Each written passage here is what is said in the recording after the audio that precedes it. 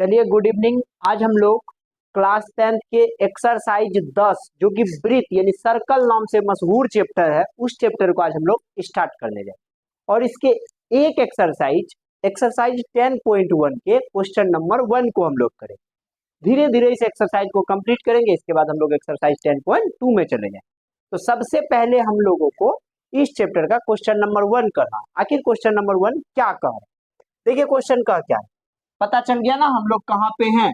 Exercise 10.1 पे। कहाँ पे है बउआ? 10.1। ये वृत्त चैप्टर है। कौन सा चैप्टर है बउआ? वृत्त यानी कि सर्कल चैप्टर। इसका क्वेश्चन नंबर 1 क्या कह रहा है, इसको बारीकी से पढ़ेंगे और बारीकी से इसका जवाब दे देंगे। क्वेश्चन कह रहा है एक वृत्त की कितनी स्पर्श रेखाएं हो सकती है। अब बात समझिए, बात क्या कहा है, एक वृत्त की कितनी स्पर्श रेखाएं हो सकती है। मान लेते हैं ई एक वृत्त, क्या है बउआ? ई एक वृत्त है। तो वृत्त पर जो हम लोग स्पर्श रेखा खींचते हैं तो वैसे करके खींचते हैं, ऐसे करके खींचते हैं, ऐसे करके खींचते हैं। तो स्पर्श रेखा का एक बिंदु से वृत्त का एगो बिंदु पे टच कर करके गुजर जाए। तो स्पर्श रेखा वृत्त को कितने बिंदु पर काटती है? तो हमेशा के लिए याद रखिएगा एक बिंदु। लेकिन कितना खींचा जाएगा? तो कहीं से भी आप एगो खींच दीजिए ना।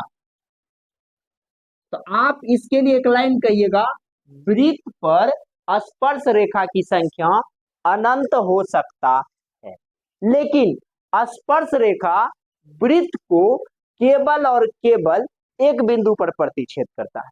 क्वेश्चन हम लोगों का कह रहा था एक वृत्त की कितनी स्पर्श रेखाएं हो सकती है, तो जवाब क्या हो जाएगा? कितनी हो सकती है? तो कहोगे सर अनंत रेखाएं हो सकती है, अनंत रेखाएं हो सकती है जिसको हम लोग गिन नहीं सकते। बात क्लियर हो गया। लेकिन एक साथ में बात और सीख गए, जो स्पर्श रेखा वृत्त को केवल और केवल एक बिंदु पर प्रतिच्छेद करती है। समझ गए ना? अब चलते इसके क्वेश्चन नंबर 2। क्वेश्चन नंबर 2 कह रहा है रिक्त स्थानों की पूर्ति कीजिए। ये जो खाली जगह दिख रहा है ना, इसको भरिए। कैसे भरेंगे पता है? पहले पढ़ते हैं, उसके बाद जो आंसर आएगा उसमें किसी वृत्त की स्पर्श रेखा उसे डैश बिंदु पर प्रतिच्छेद करती है। अभी तुरंत हम लोग पढ़े ना, किसी वृत्त की स्पर्श रेखा, कोई वृत्त है, इस पर जो स्पर्श रेखा जाएगा वो कै बिंदु पे काटेगा? तो कहोगे सर केवल और केवल एक बिंदु पर काट सकता है। बात पता चला? केवल और केवल कितने बिंदु पर काटेगा? तो एक बिंदु पर, उसे एक बिंदु पर प्रतिच्छेद करती है। किसी वृत्त की स्पर्श रेखा उसे केवल और केवल एक बिंदु पर प्रतिच्छेद करती है। क्लियर हो गया? दूसरा बात, वृत्त को दो बिंदुओं पर प्रतिच्छेद करने वाली रेखा क्या कहलाती है? अब देखो बुआ, ये वृत्त है, अब इसको दो बिंदु पर प्रतिच्छेद करेगा। मान लो इसका कितना है, तो अब समझो यहां से यहां आएगा तो कै बिंदु पे प्रतिच्छेद किया? दो बिंदु पे। तो ये जो बन गया बउआ, इसको हम लोग क्या कहेंगे पता है? ये जो हुआ हम लोगों का क्या हो गया? जीवा। तो जब दो बिंदु पर प्रतिच्छेद करेगा ना, उसको हम लोग कहते हैं जीवा। क्या कहते हैं बउआ? जीवा।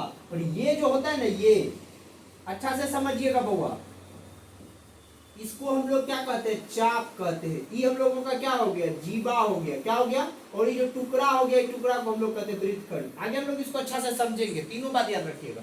यहां से यहां तक क्या हो गया हम लोगों का? जीवा। फिर टुकड़ा हो गया वृत्तखंड, और यहां से यहां हो गया चाप। तो क्या कहा हमको? वृत्त को दो बिंदु पर प्रतिच्छेद करने वाली रेखा क्या कहलाएगा? तो जीवा कहलाएगा। यहां से यहां तक हम लोगों का क्या हो गया? जीवा। जीवा का नाम दे दीजिए तो क्या हो गया? A B. ए बी इसका क्या हो गया? वो जीवा हो गया। बात अच्छा से समझे कि नहीं समझे? एकदम। दूसरा नंबर भी क्लियर हो गया हम लोगों का। अब तीसरा नंबर, एक वृत्त की डैश समांतर स्पर्श रेखा हो सकती है। तो एगो वृत्त है, इसका समांतर स्पर्श रेखा कितना हो सकता है? एगो ई हुआ, एगो ई, एगो होगा। जोड़ा में देखो, वैसे समांतर रेखा दो गो हो गया, लेकिन जोड़ा में कहेंगे तो एक जोड़ा होगी। बात समझे कि नहीं समझे? बात क्लियर हो गया? जोड़ा में कहे तो एक जोड़ा, संख्या में कहे तो दो स्पर्श रेखा। बात क्लियर? अब अगला चलो, वृत्त तथा उसकी स्पर्श रेखा के उभयनिष्ठ बिंदु को क्या कहते? वृत्त तथा उसकी स्पर्श रेखा के उभयनिष्ठ बिंदु को क्या कहते? स्पर्श बिंदु कहेंगे। क्या कहेंगे? स्पर्श बिंदु। बात क्लियर हो गया कि नहीं हो गया? तो चारों पॉइंट आप समझ गए होंगे इसका। हम लोग अब आगे चलते हैं। तो क्वेश्चन नंबर 2 आपको अच्छा से आसानी पूर्वक समझ में आ गया होगा। अब हम लोग इसके क्वेश्चन नंबर 3 को करने के लिए जा रहे हैं, जो 10.1 के हम लोग एक्सरसाइज 10.1 के क्वेश्चन नंबर 3 को करने के लिए जा रहे हैं। आखिर 3 नंबर क्वेश्चन क्या कर, आसानी से समझिएगा। 5 सेंटीमीटर त्रिज्या वाली एक वृत्त, तो हम लोगों का जो वृत्त है कि 5 सेंटीमीटर त्रिज्या वाला वृत्त है। कितना सेंटीमीटर त्रिज्या वाला है? तो ये 5 सेंटीमीटर। बिंदु P पर स्पर्श रेखा PQ, बिंदु P पर स्पर्श रेखा, ये हम लोगों का स्पर्श रेखा है। ये हम लोगों का क्या है बउआ? स्पर्श रेखा। ये हम लोगों का क्या है बउआ? स्पर्श रेखा। स्पर्श रेखा PQ केंद्र से, कहां से? केंद्र O से, तो केंद्र हम लोगों का O है, O से जाने वाली एक रेखा से बिंदु Q पर, ये बिंदु का नाम है Q पर, इस प्रकार मिलती है कि OQ 12 सेंटीमीटर। ये कितना हो जाता है? 12 सेंटीमीटर।